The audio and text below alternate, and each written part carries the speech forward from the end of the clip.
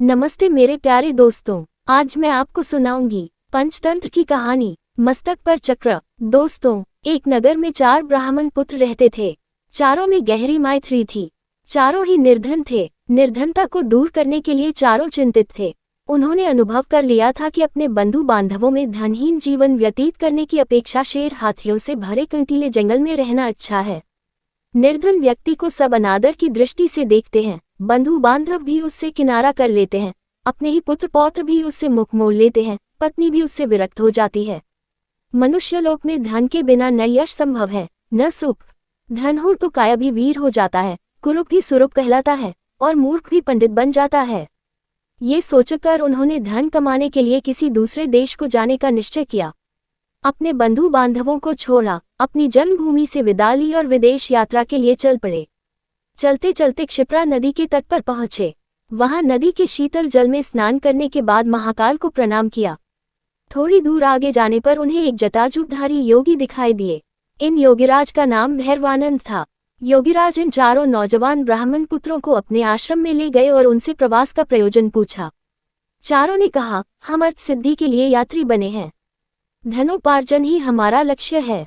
अब या तो धन कमा कर ही लौटेंगे या मृत्यु का स्वागत करेंगे। इस धनहीन जीवन से मृत्यु अच्छी है।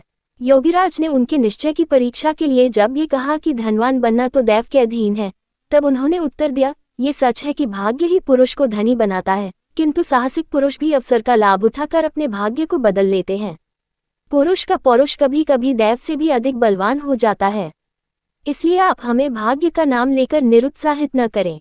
हमने अब धनोपार्जन का प्रण पूरा करके ही लौटने का निश्चय किया है। आप अनेक सिद्धियों को जानते हैं। आप चाहे तो हमें सहायता दे सकते हैं, हमारा पथ प्रदर्शन कर सकते हैं। योगी होने के कारण आपके पास महती शक्तियां हैं। हमारा निश्चय भी महान है। महान ही महान की सहायता कर सकता है। भैरवानंद को उनकी दृढ़ता देखकर प्रसन्नता हुई। प्रसन्न होकर धन कमाने का एक रास्ता बतलाते हुए उन्होंने कहा, तुम हाथों में दीपक लेकर हिमालय पर्वत की ओर जाओ। वहां जाते जाते जब तुम्हारे हाथ का दीपक नीचे गिर पड़े तो ठहर जाओ। जिस स्थान पर दीपक गिरे उसे खोदो, वहीं तुम्हें धन मिलेगा। धन लेकर वापस चले आओ। चारों युवक हाथों में दीपक लेकर चल पड़े। कुछ दूर जाने के बाद उनमें से एक के हाथ का दीपक भूमि पर गिर पड़ा। उस भूमि को खोदने पर उन्हें ताम्रमयी भूमि मिली। वह तांबे की खान थी। उसने कहा, यहाँ जितना चाहो तांबा ले लो। अन्य युवक बोले, मूर्ख, तांबे से दरिद्रता दूर नहीं होगी। हम आगे बढ़ेंगे, आगे इससे अधिक मूल्य की वस्तु मिलेगी। उसने कहा, तुम आगे जाओ, मैं तो यहीं रहूंगा। ये कहकर उसने यथेष्ट तांबा लिया और घर लौट आया। शेष तीनों मित्र आगे बढ़े।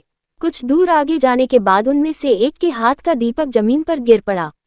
उसने जमीन खोदी तो चांदी की खान पाई।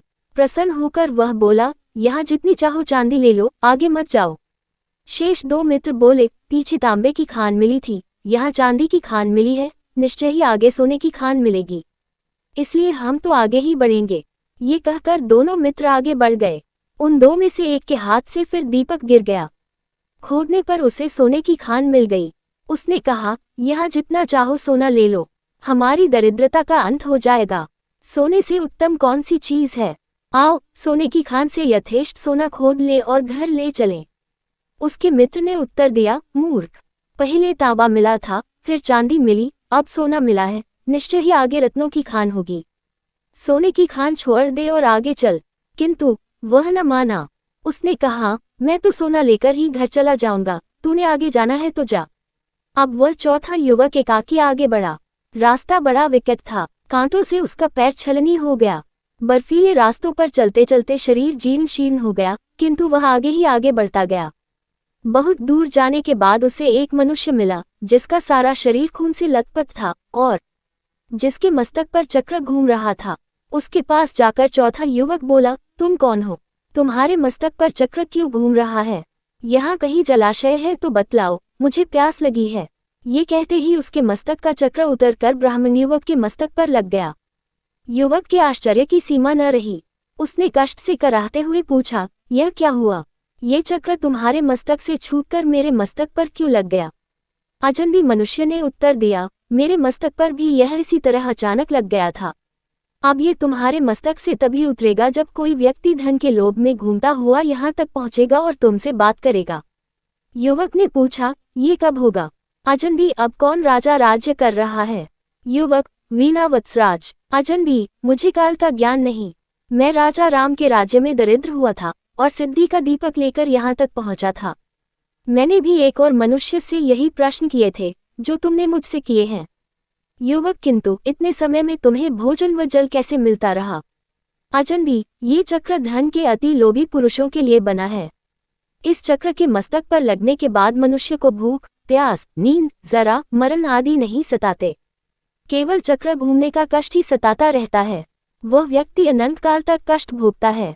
ये कहकर वह चला गया और वह अति लोभी ब्राह्मण युवक कष्ट भोगने के लिए वहीं रह गया। सीख, लालच बुरी बला है।